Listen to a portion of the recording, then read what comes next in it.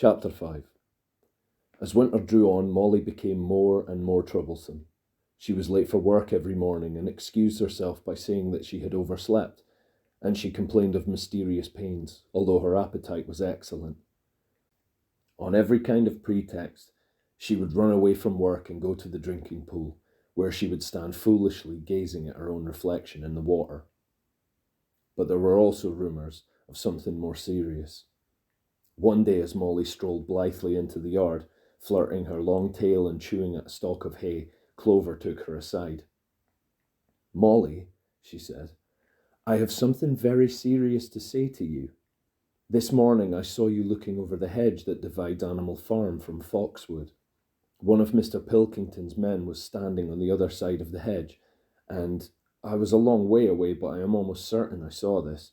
He was talking to you, and you were allowing him to stroke your nose. What does that mean, Molly?" "He didn't. I wasn't. It isn't true," cried Molly, beginning to prance about and paw the ground. "Molly, look me in the face. Do you give me your word of honour that that man was not stroking your nose?" "It isn't true," repeated Molly, but she could not look Clover in the face, and the next moment she took to her heels and galloped away into the field. A thought struck Clover. Without saying anything to the others, she went to Molly's stall and turned over the straw with her hoof. Hidden under the straw was a little pile of lump sugar and several bunches of ribbon of different colours. 3 days later, Molly disappeared. For some weeks, nothing was known of her whereabouts. Then the pigeons reported that they had seen her on the other side of Willingdon.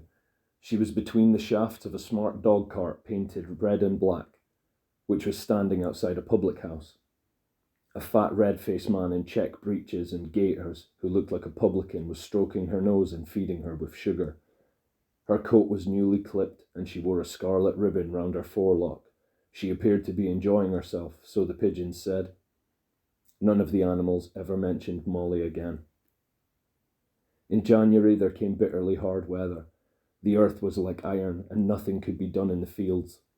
Many meetings were held in the big barn, and the pigs occupied themselves with planning out the work of the coming season. It had come to be accepted that the pigs, who were manifestly cleverer than the other animals, should decide all questions of farm policy, though their decisions had to be ratified by a majority vote. This arrangement would have worked well enough if it had not been for the disputes between Snowball and Napoleon. These two disagreed at every point where disagreement was possible. If one of them suggested sowing a bigger acreage with barley, the other was certain to demand a bigger acreage of oats, and if one of them said that such and such a field was just right for cabbages, the other would declare that it was useless for anything except roots. Each had his own following, and there were some violent debates. At the meetings, Snowball often won over the majority by his brilliant speeches, but Napoleon was better at canvassing support for himself in between times. He was especially successful with the sheep. Of late, the sheep had taken to bleating 4 legs good, 2 legs bad, both in and out of season, and they often interrupted the meeting with this. It was noticed that they were especially liable to break into 4 legs good, 2 legs bad at crucial moments in Snowball's speeches. Snowball had made a close study of some back numbers of the Farmer and Stock Breeder, which he had found in the farmhouse, and was full of plans for innovations and improvements. He talked learnedly about field drains, silage, and basic slag, and had worked out a complicated scheme for all the animals to drop their dung directly in the fields at a different spot every day, to save the labour of cartage. Napoleon produced no schemes of his own, but said quietly that Snowball's would come to nothing, and seemed to be biding his time. But of all their controversies, none was so bitter as the one that took place over the windmill. In the long pasture, not far from the farm buildings, there was a small knoll which was the highest point on the farm. After surveying the ground, Snowball declared that this was just the place for a windmill, which could be made to operate a dynamo and supply the farm with electrical power. This would light the stalls and warm them in winter, and would also run a circular saw, a chaff cutter, a mangle slicer, and an electric milking machine. The animals had never heard of anything of this kind before, for the farm was an old-fashioned one and had only the most primitive machinery. and they listened in astonishment while Snowball conjured up pictures of fantastic machines which would do their work for them while they grazed at their ease in the fields or improved their minds with reading and conversation. Within a few weeks, Snowball's plans for the windmill were fully worked out. The mechanical details came mostly from 3 books which had belonged to Mr. Jones. 1,000 useful things to do about the house, Every man his own bricklayer, and Electricity for beginners. Snowball used as his study a shed which had once been used for incubators and had a smooth wooden floor suitable for drawing on. He was closeted there for hours at a time, with his books held open by a stone, and with a piece of chalk gripped between the knuckles of his trotter, he would move rapidly to and fro, drawing in line after line and uttering little whimpers of excitement. Gradually the plans grew into a complicated mass of cranks and cogwheels, covering more than half the floor, which the other animals found completely unintelligible, but very impressive. All of them came to look at Snowball's drawings at least once a day. Even the hens and ducks came and were at pains not to tread on the chalk marks. Only Napoleon held aloof. He had declared himself against the windmill from the start. One day, however, he arrived unexpectedly to examine the plans. He walked heavily round the shed, looked closely at every detail of the plans and snuffed at them once or twice, then stood for a little while contemplating them out of the corner of his eye. Then suddenly he lifted his leg, urinated over the plans, and walked out without uttering a word. The whole farm was deeply divided on the subject of the windmill. Snowball did not deny that to build it would be a difficult business. Stone would have to be quarried and built up into walls, then the sails would have to be made, and after that there would be need for dynamos and cables. How these were to be procured, Snowball did not say. But he maintained that it could all be done in a year, and thereafter, he declared, so much labour would be saved that the animals would only need to work 3 days a week. Napoleon, on the other hand, argued that the great need of the moment was to increase food production, and that if they wasted time on the windmill, they would all starve to death. The animals formed themselves into 2 factions under the slogans "Vote for Snowball" and the 3-day week, and "Vote for Napoleon and the full manger." Benjamin was the only animal who did not side with either faction. He refused to believe either that food would become more plentiful or that the windmill would save work. Windmill or no windmill, he said, life would go on as it had always gone on. That is, badly. Apart from the disputes over the windmill, there was the question of the defence of the farm. It was fully realised that though the human beings had been defeated in the Battle of the Cowshed, they might make another and more determined attempt to recapture the farm and reinstate Mr. Jones. They had all the more reason for doing so because the news of their defeat had spread across the countryside and made the animals on the neighbouring farms more restive than ever. As usual, Snowball and Napoleon were in disagreement. According to Napoleon, what the animals must do was to procure firearms and train themselves in the use of them. According to Snowball, they must send out more and more pigeons and stir up rebellion among the animals on the other farms. The one argued that if they could not defend themselves, they were bound to be conquered. The other argued that if rebellions happened everywhere, they would have no need to defend themselves. The animals listened first to Napoleon, then to Snowball, and could not make up their minds which was right. Indeed, they always found themselves in agreement with the one who was speaking at the moment. At last the day came when Snowball's plans were completed. At the meeting on the following Sunday, the question of whether or not to begin work on the windmill was to be put to the vote. When the animals had assembled in the big barn, Snowball stood up and, though occasionally interrupted by bleating from the sheep, set forth his reasons for advocating the building of the windmill. Then Napoleon stood up to reply. He said very quietly that the windmill was nonsense and that he advised nobody to vote for it, and promptly sat down again. He had spoken for barely 30 seconds and seemed almost indifferent as to the effect he produced. At this, Snowball sprang to his feet and, shouting down the sheep, who had begun bleating again, broke into a passionate appeal in favour of the windmill. Until now, the animals had been about equally divided in their sympathies, but in a moment Snowball's eloquence had carried them away. In glowing sentences he painted a picture of Animal Farm as it might be when sordid labour was lifted from the animals' backs. His imagination had now run far beyond chaff cutters and turnip slicers. Electricity, he said, could operate threshing machines, ploughs, harrows, rollers and reapers and binders, besides supplying every stall with its own electric light, hot and cold water, and an electric heater. By the time he had finished speaking, there was no doubt as to which way the vote would go. But just at this moment, Napoleon stood up and, casting a peculiar sidelong look at Snowball, uttered a high-pitched whimper of a kind no one had ever heard him utter before. At this there was a terrible baying sound outside, and 9 enormous dogs wearing brass-studded collars came bounding into the barn. They dashed straight for Snowball, who only sprang from his place just in time to escape their snapping jaws. In a moment he was out of the door, and they were after him. Too amazed and frightened to speak, all the animals crowded through the door to watch the chase. Snowball was racing across the long pasture that led to the road. He was running as only a pig can run, but the dogs were close on his heels. Suddenly he slipped, and it seemed certain that they had him. Then he was up again, running faster than ever. Then the dogs were gaining on him again. One of them all but closed his jaws on Snowball's tail, but Snowball whisked it free just in time.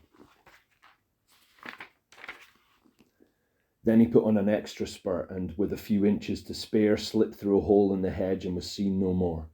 Silent and terrified, the animals crept back into the barn. In a moment the dogs came bounding back. At first no one had been able to imagine where these creatures came from, but the problem was soon solved. They were the puppies whom Napoleon had taken away from their mothers and reared privately. Though not yet fully grown, they were huge dogs and as fierce-looking as wolves. They kept close to Napoleon. It was noticed that they wagged their tails to him in the same way as the other dogs had been used to do to Mr. Jones. Napoleon, with the dogs following him, now mounted into the raised portion of the floor where Major had previously stood to deliver his speech. He announced that from now on the Sunday morning meetings would come to an end. They were unnecessary, he said, and wasted time. In future, all questions relating to the working of the farm would be settled by a special committee of pigs presided over by himself. These would meet in private and afterwards communicate their decisions to the others. The animals would still assemble on Sunday mornings to salute the flag, sing Beasts of England, and receive their orders for the week, but there would be no more debates. In spite of the shock that Snowball's expulsion had given them, the animals were dismayed by this announcement. Several of them would have protested if they could have found the right arguments. Even Boxer was vaguely troubled. He set his ears back, shook his forelocks several times, and tried hard to marshal his thoughts, but in the end he could not think of anything to say. Some of the pigs themselves, however, were more articulate. 4 young porkers in the front row uttered shrill squeals of disapproval, and all 4 of them sprang to their feet and began speaking at once. But suddenly the dogs sitting round Napoleon let out deep menacing growls, and the pigs fell silent and sat down again. Then the sheep broke out into a tremendous bleating of 4 legs good, 2 legs bad, which went on for nearly a quarter of an hour and put an end to any chance of discussion. Afterwards, Squealer was sent round the farm to explain the new arrangement to the others. "Comrades," he said, "I trust that every animal here appreciates the sacrifice that Comrade Napoleon has made in taking this extra labour upon himself. Do not imagine, comrades, that leadership is a pleasure. On the contrary, it is a deep and heavy responsibility. No one believes more firmly than Comrade Napoleon that all animals are equal. He would be only too happy to let you make your decisions for yourselves. But sometimes you might make the wrong decisions, comrades, and then where should we be? Suppose you had decided to follow Snowball with his moonshine of windmills, Snowball who, as we now know, was no better than a criminal." "He fought bravely at the Battle of the Cowshed," said somebody. "Bravery is not enough," said Squealer. "Loyalty and obedience are more important. And as to the Battle of the Cowshed, I believe the time will come when we shall find that Snowball's part in it was much exaggerated. Discipline, comrades, iron discipline. That is the watchword for today. One false step and our enemies would be upon us. Surely, comrades, you do not want Jones back?" Once again this argument was unanswerable. Certainly the animals did not want Jones back. If the holdings of debates on Sunday mornings was liable to bring him back, then the debates must stop. Boxer, who had now had time to think things over, voiced the general feeling by saying, "If Comrade Napoleon says it, it must be right," and from then on adopted the maxim, "Napoleon is always right," in addition to his private motto of, "I will work harder." By this time the weather had broken and the spring ploughing had begun. The shed where Snowball had drawn his plans of the windmill had been shut up, and it was assumed that the plans had been rubbed off the floor. Every Sunday morning at 10 o'clock the animals assembled in the big barn to receive their orders for the week. The skull of old Major, now clean of flesh, had been disinterred from the orchard and set up on a stump at the foot of the flagstaff beside the gun. After the hoisting of the flag, the animals were required to file past the skull in a reverent manner before entering the barn. Nowadays, they did not sit all together as they had done in the past. Napoleon, with Squealer and another pig named Minimus, who had a remarkable gift for composing songs and poems, sat on the front of the raised platform, with the 9 young dogs forming a semicircle round them and the other pigs sitting behind. The rest of the animals sat facing them in the main body of the barn. Napoleon read out the orders for the week in a gruff soldierly style, and after a single singing of Beasts of England, all the animals dispersed. On the 3rd Sunday after Snowball's expulsion, the animals were somewhat surprised to hear Napoleon announce that the windmill was to be built after all. He did not give any reason for having changed his mind, but merely warned the animals that this extra task would mean very hard work. It might even be necessary to reduce their rations. The plans, however, had all been prepared down to the last detail. A special committee of pigs had been at work upon them for the past 3 weeks. The building of the windmill with various other improvements was expected to take 2 years. That evening Squealer explained privately to the other animals that Napoleon had never in reality been opposed to the windmill.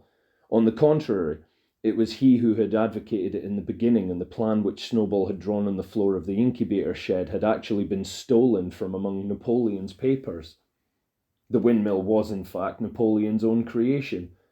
Why then, asked somebody, had he spoken so strongly against it? Here Squealer looked very sly. That, he said, was Comrade Napoleon's cunning. He had seemed to oppose the windmill simply as a manoeuvre to get rid of Snowball, who was a dangerous character and a bad influence. Now that Snowball was out of the way, the plan could go forward without his interference. This, said Squealer, was something called tactics. He repeated a number of times, "Tactics, comrades, tactics!"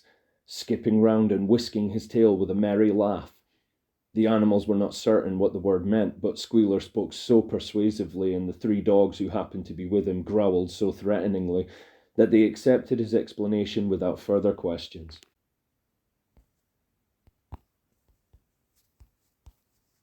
Chapter 6.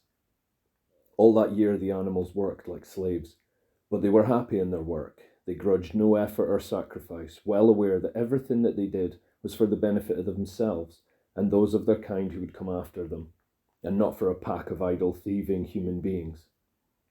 Throughout the spring and summer they worked a 60-hour week, and in August Napoleon announced that there would be work on Sunday afternoons as well.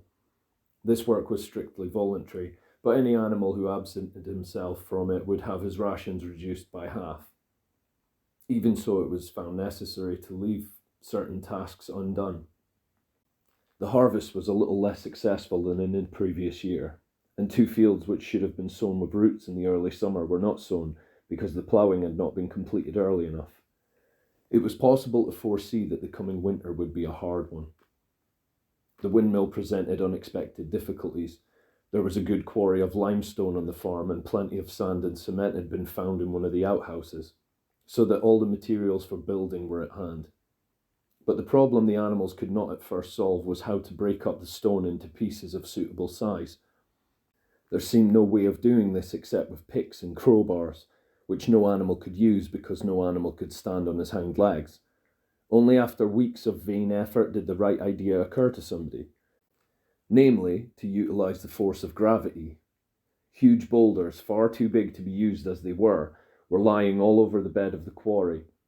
The animals lashed ropes around these, and then altogether, cows, horses, sheep, any animal that could lay hold of the rope, even the pigs sometimes joined in at critical moments, they dragged them with desperate slowness up the slope to the top of the quarry, where they were toppled over the edge to shatter to pieces below.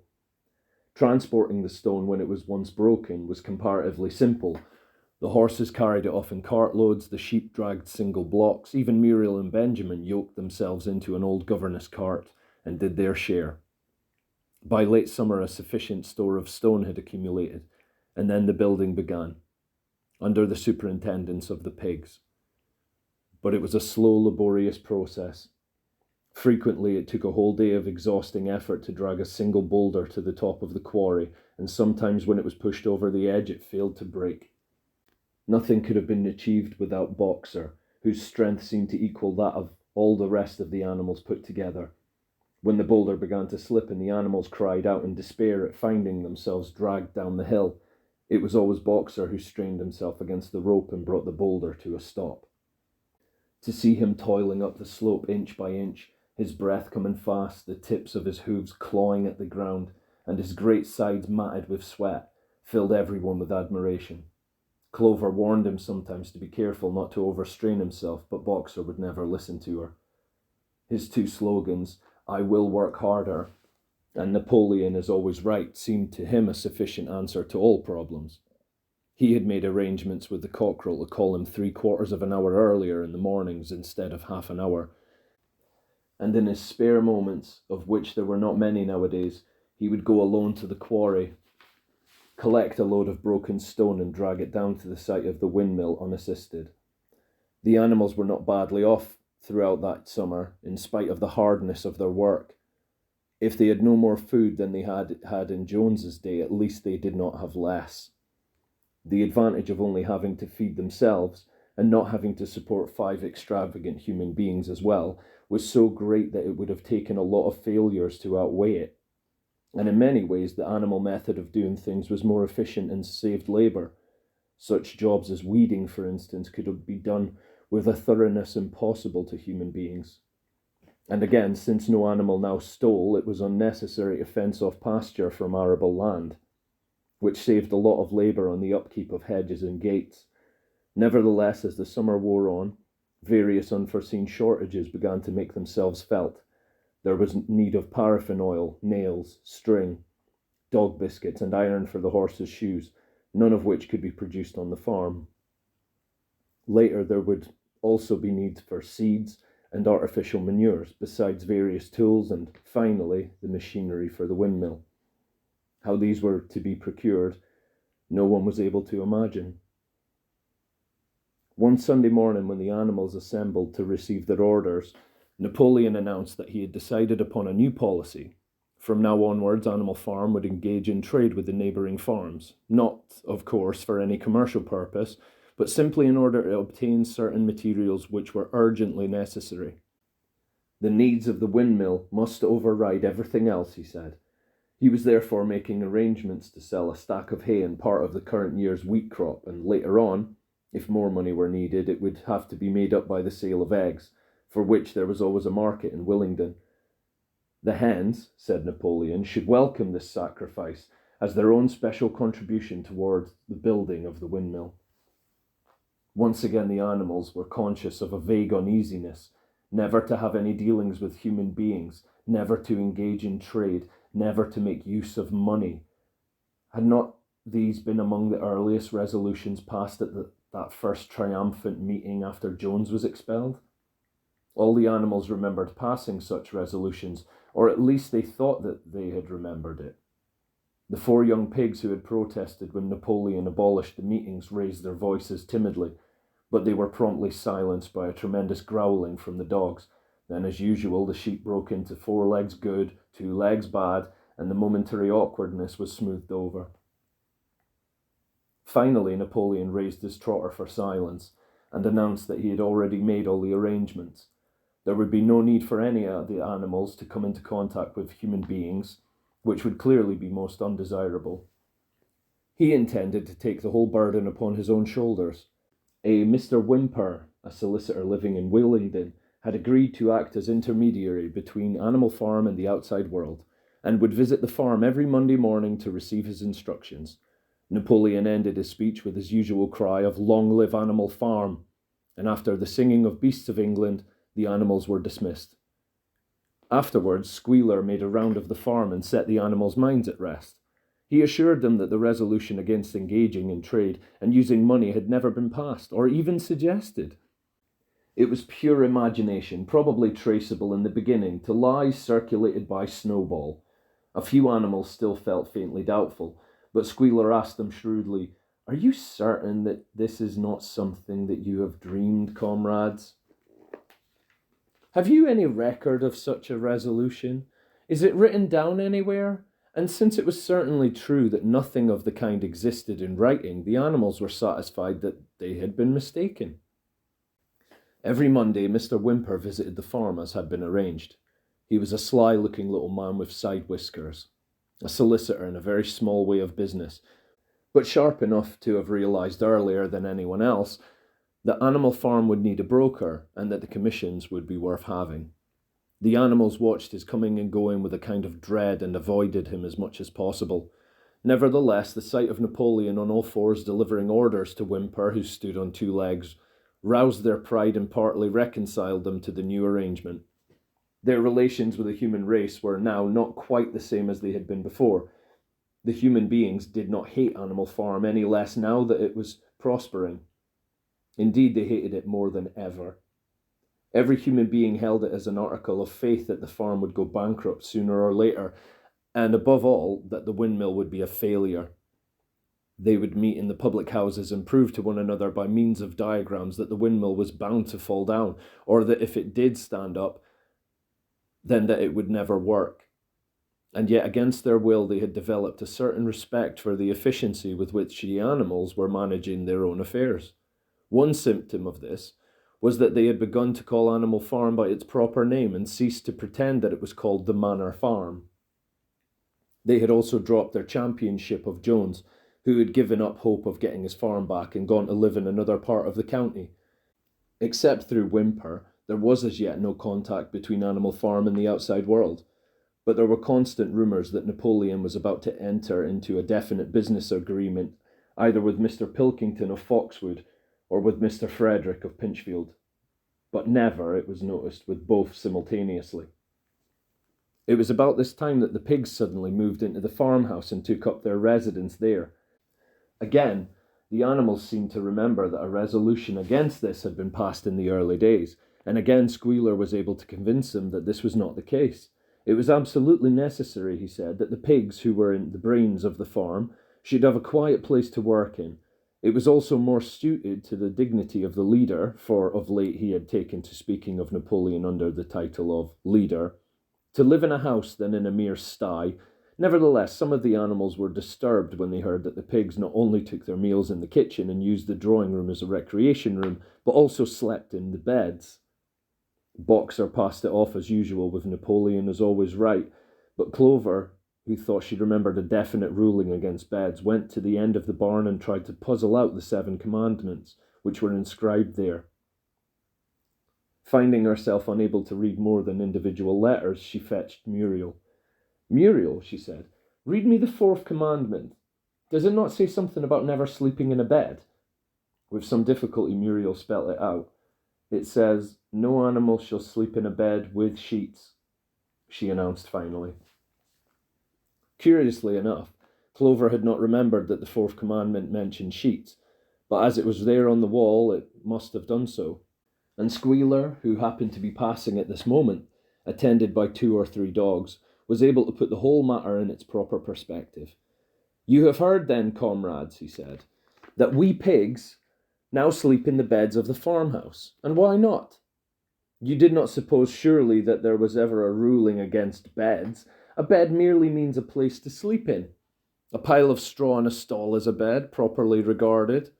The rule was against sheets, which are a human invention. We have removed the sheets from the farmhouse beds and sleep between blankets. And very comfortable beds they are too, but not more comfortable than we need. I can tell you, comrades, with all the brain work we have to do nowadays, you would not rob us of our repose. Would you, comrades? You would not have us too tired to carry out our duties. Surely none of you wishes to see Jones back." The animals reassured him on this point immediately, and no more was said about the pigs sleeping in the farmhouse beds.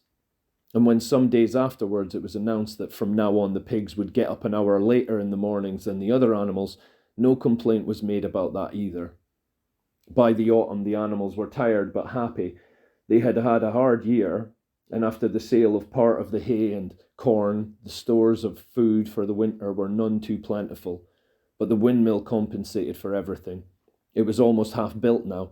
After the harvest there was a stretch of clear, dry weather, and the animals toiled harder than ever, thinking it well worth while to plod to and fro all day with blocks of stone, if by doing so they could raise the walls under their foot. Boxer would even come out at nights and work for an hour or two on his own by the light of the harvest moon. In their spare moments the animals would walk round and round the half-finished mill, admiring the strength and perpendicularity of its walls and marvelling that they should ever have been able to build anything so imposing. Only old Benjamin refused to grow enthusiastic about the windmill, though, as usual, he would utter nothing beyond the cryptic remark that donkeys live a long time. November came. With raging southwest winds, building had to stop because it was now too wet to mix the cement. Finally, there came a night when the gale was so violent that the farm buildings rocked on their foundations and several tiles were blown off the roof of the barn. The hens woke up squawking with terror because they had all dreamed simultaneously of hearing a gun go off in the distance. In the morning, the animals came out of their stalls to find that the flagstaff had been blown down and an elm tree at the foot of the orchard had been plucked up like a radish. They had just noticed this when a cry of despair broke from every animal's throat. A terrible sight had met their eyes. The windmill was in ruins. With one accord they dashed down to the spot. Napoleon, who seldom moved out of a walk, raced ahead of them all. Yes, there it lay, the fruit of all their struggles, levelled to its foundations, the stones they had broken and carried so laboriously scattered all around. Unable at first to speak, they stood gazing mournfully at the litter of fallen stone. Napoleon paced to and fro in silence, occasionally snuffing at the ground. His tail had grown rigid and twitched sharply from side to side, a sign in him of intense mental activity. Suddenly he halted as though his mind were made up. "Comrades," he said quietly, "do you know who is responsible for this? Do you know the enemy who has come in the night and overthrown our windmill?" "Snowball!" he suddenly roared in a voice of thunder. "Snowball has done this thing, in sheer malignity, thinking to set back our plans and avenge himself for his ignominious expulsion. This traitor has crept here under cover of night and destroyed our work of nearly a year.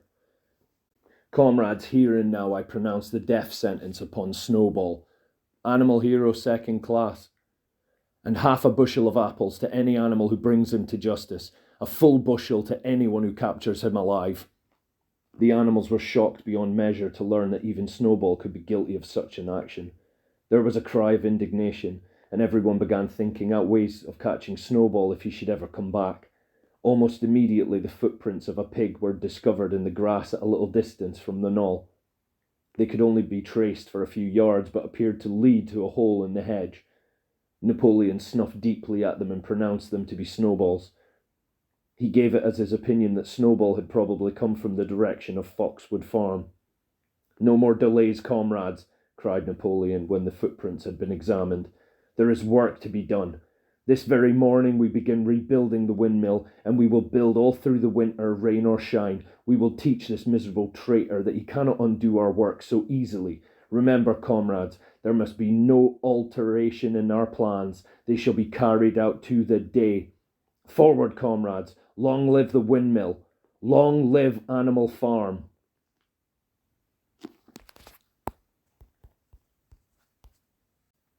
Chapter 7. It was a bitter winter.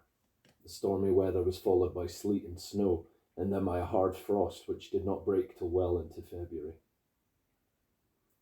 The animals carried on as best they could with the rebuilding of the windmill, well knowing that the outside world was watching them and that the envious human beings would rejoice and triumph if the mill were not finished on time. Out of spite, the human beings pretended not to believe that it was Snowball who had destroyed the windmill. They said that it had fallen down because the walls were too thin. The animals knew that this was not the case. Still, it had been decided to build the walls 3 feet thick this time instead of 18 inches as before, which meant collecting much larger quantities of stone. For a long time, the quarry was full of snowdrifts and nothing could be done. Some progress was made in the dry, frosty weather that followed, but it was cruel work, and the animals could not feel so hopeful about it as they had felt before. They were always cold, and usually hungry as well. Only Boxer and Clover never lost heart. Squealer made excellent speeches on the joy of service and the dignity of labour, but the other animals found more inspiration in Boxer's strength and his never-failing cry of "I will work harder." In January, food fell short. The corn ration was drastically reduced, and it was announced that an extra potato ration would be issued to make up for it. Then it was discovered that the greater part of the potato crop had been frosted in the clamps, which had not been covered thickly enough. The potatoes had become soft and discoloured, and only a few were edible. For days at a time, the animals had nothing to eat but chaff and mangles. Starvation seemed to stare them in the face. It was vitally necessary to conceal this fact from the outside world.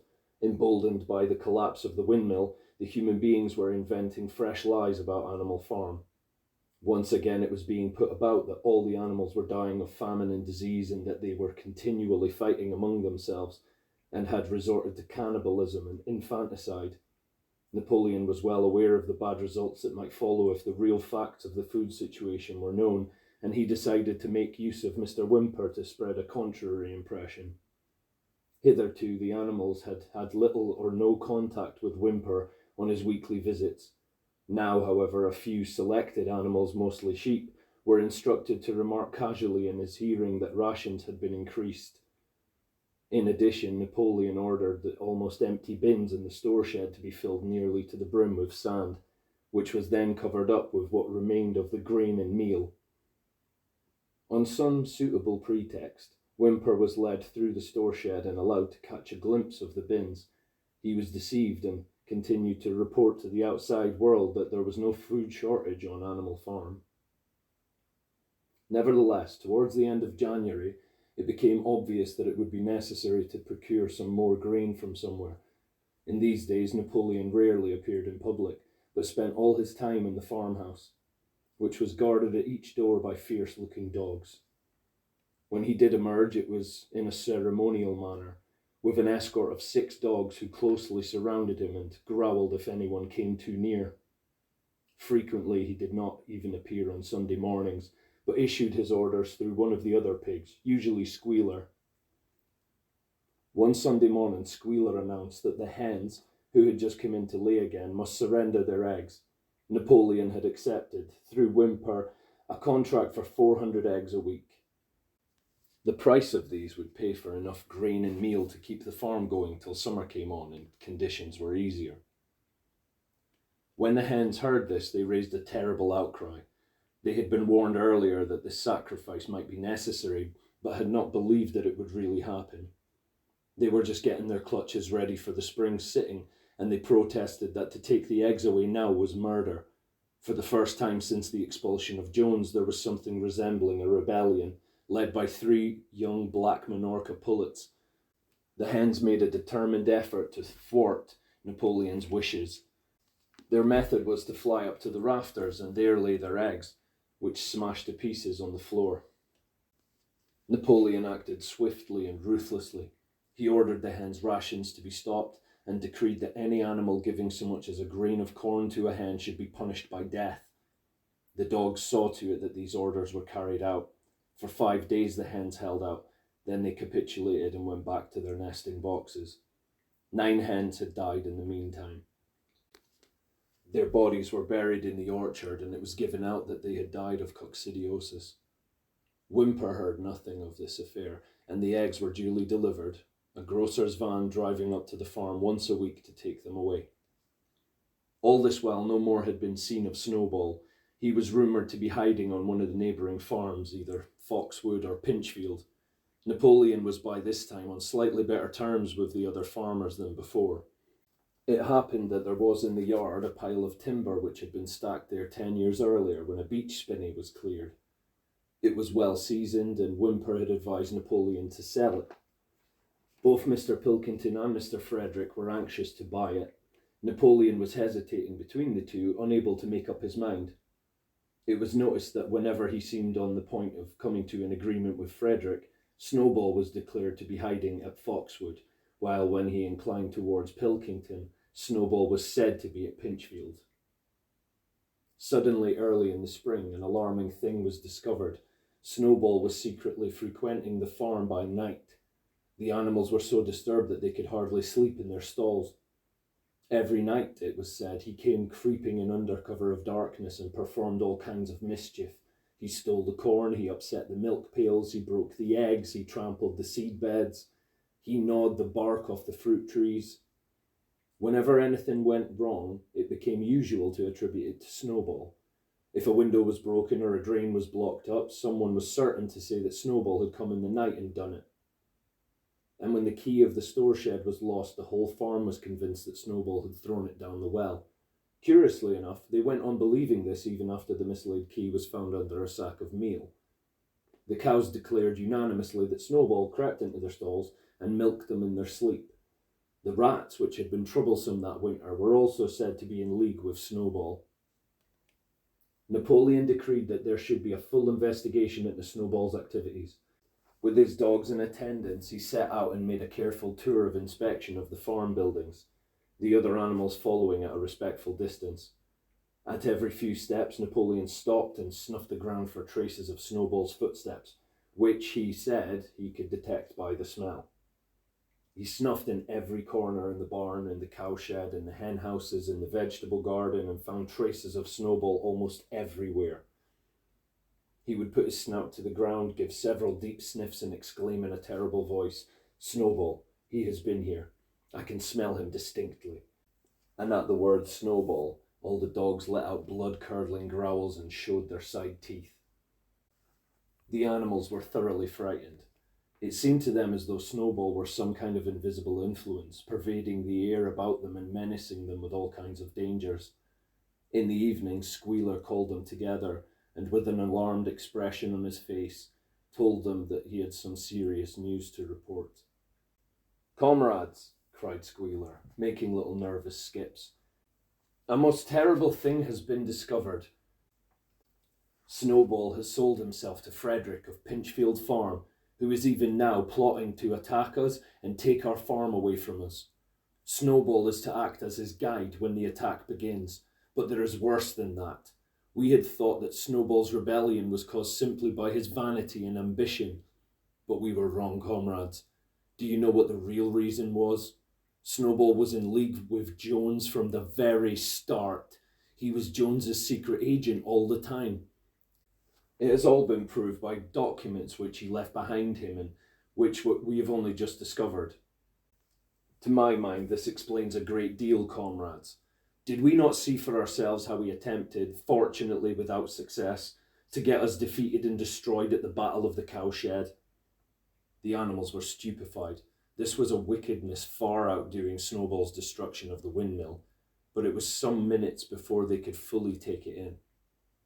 They all remembered, or thought they remembered, how they had seen Snowball charging ahead of them at the Battle of the Cowshed, how he had rallied and encouraged them at every turn, and how he had not paused for an instant, even when the pellets from Jones's gun had wounded his back.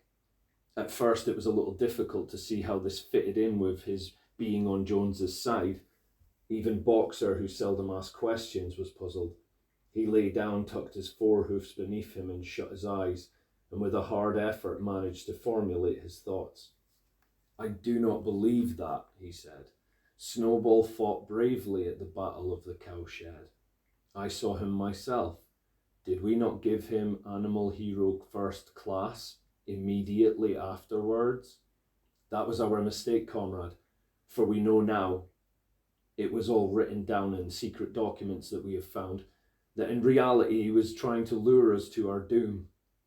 But he was wounded, said Boxer. We all saw him running with blood. That was part of the arrangement, cried Squealer. Jones's shot only grazed him.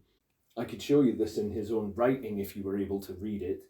The plot was for Snowball at the critical moment to give the signal for a flight and leave the field to the enemy. And he very nearly succeeded. I will even say, comrades, he would have succeeded if it had not been for our heroic leader, Comrade Napoleon. Do you not remember how just at the moment when Jones and his men had got inside the yard, Snowball suddenly turned and fled and many animals followed him? And do you not remember too that it was just at that moment when panic was spreading and all seemed lost that Comrade Napoleon sprang forward with a cry of death to humanity and sank his teeth in Jones's leg? Surely you remember that, comrades, exclaimed Squealer, frisking from side to side. Now, when Squealer described the scene so graphically, it seemed to the animals that they did remember it. At any rate, they remembered that at the critical moment of the battle, Snowball had turned to flee, but Boxer was still a little uneasy. I do not believe that Snowball was a traitor at the beginning, he said finally. What he has done since is different, but I believe that at the Battle of the Cowshed he was a good comrade. Our leader, Comrade Napoleon, announced Squealer, speaking very slowly and firmly, has stated categorically, comrade, that Snowball was Jones's agent from the very beginning, yes, and from long before the rebellion was ever thought of. Ah, that is different, said Boxer. If Comrade Napoleon says it, it must be right. That is the true spirit, comrade, cried Squealer, but it was noticed he cast a very ugly look at Boxer with his little twinkling eyes. He turned to go, then paused and added impressively, I warn every animal on this farm to keep his eyes very wide open, for we have reason to think that some of Snowball's secret agents are lurking among us at this moment. 4 days later, in the late afternoon, Napoleon ordered all the animals to assemble in the yard. When they were all gathered together, Napoleon emerged from the farmhouse wearing both his medals, for he had recently awarded himself Animal Hero First Class and Animal Hero Second Class, with his 9 huge dogs frisking round him and uttering growls that sent shivers down all the animals' spines. They all cowered silently in their places, seeming to know in advance that some terrible thing was about to happen. Napoleon stood sternly surveying his audience. Then he uttered a high-pitched whimper. Immediately the dogs bounded forward, seized 4 of the pigs by the ear and dragged them, squealing with pain and terror, to Napoleon's feet.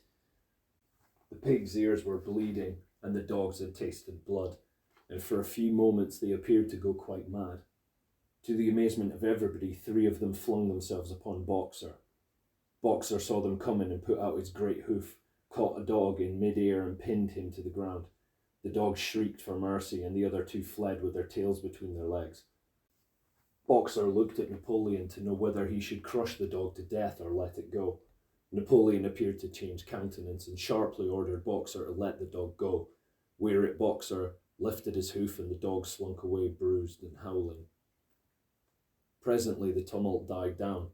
The 4 pigs waited trembling, with guilt written on every line of their countenances. Napoleon now called upon them to confess their crimes. They were the same 4 pigs as had protested when Napoleon abolished the Sunday meetings. Without any further prompting, they confessed that they had been secretly in touch with Snowball ever since his expulsion, that they had collaborated with him in destroying the windmill, and that they had entered into an agreement with him to hand over Animal Farm to Mr. Frederick. They added that Snowball had privately admitted to them that he had been Jones's secret agent for years past. When they had finished their confession, the dogs promptly tore their throats out, and in a terrible voice Napoleon demanded whether any other animal had anything to confess. The 3 hens, who had been the ringleaders in the attempted rebellion over the eggs, now came forward and stated that Snowball had appeared to them in a dream and incited them to disobey Napoleon's orders. They too were slaughtered. Then a goose came forward and confessed to having secreted 6 ears of corn during the last year's harvest and eaten them in the night. Then a sheep confessed to having urinated in the drinking pool, urged to do this, so she said, by Snowball, and 2 other sheep confessed to having murdered an old ram, an especially devoted follower of Napoleon, by chasing him round and round a bonfire when he was suffering from a cough. They were all slain on the spot. And so the tale of confessions and executions went on until there was a pile of corpses lying before Napoleon's feet, and the air was heavy with the smell of blood, which had been unknown there since the expulsion of Jones. When it was all over, the remaining animals, except for the pigs and dogs, crept away in a body. They were shaken and miserable. They did not know which was more shocking, the treachery of the animals who had leagued themselves with Snowball, or the cruel retribution they had just witnessed. In the old days, there had often been scenes of bloodshed equally terrible, but it seemed to all of them that it was far worse now that it was happening among themselves. Since Jones had left the farm until today, no animal had killed another animal. Not even a rat had been killed. They had made their way onto the little knoll where the half-finished windmill stood, and with one accord they all lay down as though huddling together for warmth. Clover, Muriel, Benjamin, the cows, the sheep, and a whole flock of geese and hens, everyone indeed except the cat, who had suddenly disappeared just before Napoleon ordered the animals to assemble. For some time nobody spoke. Only Boxer remained on his feet. He fidgeted to and fro, swishing his long black tail against his sides and occasionally uttering a little whinny of surprise. Finally he said, "I do not understand it. I would not have believed that such things could happen on our farm. It must be due to some fault in ourselves. The solution, as I see it, is to work harder. From now onwards, I shall get up a full hour earlier in the mornings." And he mowed off at his lumbering trot and made for the quarry. Having got there, he collected 2 successive loads of stones and dragged them down to the windmill before retiring for the night. The animals huddled about Clover, not speaking. The knoll where they were lying gave them a wide prospect across the countryside.